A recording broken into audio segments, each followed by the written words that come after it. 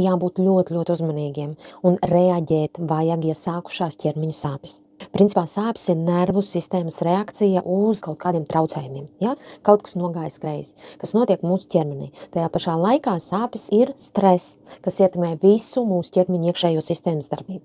Tas nomāca cilvēka psihoemocionālo stāvokli un var pārveidoties par stāvokli, kas apdraud viņa dzīvību. Ja ķermenī parādās problēma, mēs to jūtam caur sāpīgām izpausmēm. Tā ir aizsardzības reakcija.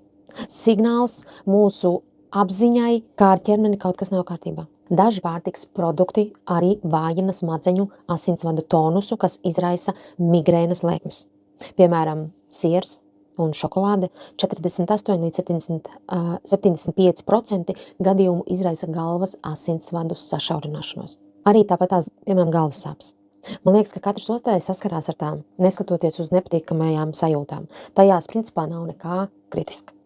Ir nepieciešams pievērst uzmanību savai veselībai gadījumos, kad galvas sāpes rodas, piemēram, nakts miega laikā. Ja, jūs pamostaties no nežēlīgām galvas sāpēm, un tas atkārtojās. Galvas sāpes rodas pēc ilgas atpūtas perioda. Parādās galvas sāpes vai kļūst stiprākas un patstāvīgas, kad mēs šķaudam, kad ir fiziskās aktivitātes vai ko darīt. Šādā situācijā jums jāmeklē obligāti ar neiroloģu vajag nosūtījumu, lai ir pārbaudas. Viņu galvenais principā uzdevums ir pārbaudīt, vai nav problēma ar asinsriti vai audzēju klātbūtni.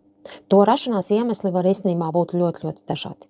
Ko vēl par sāpēm noteikti runāsim.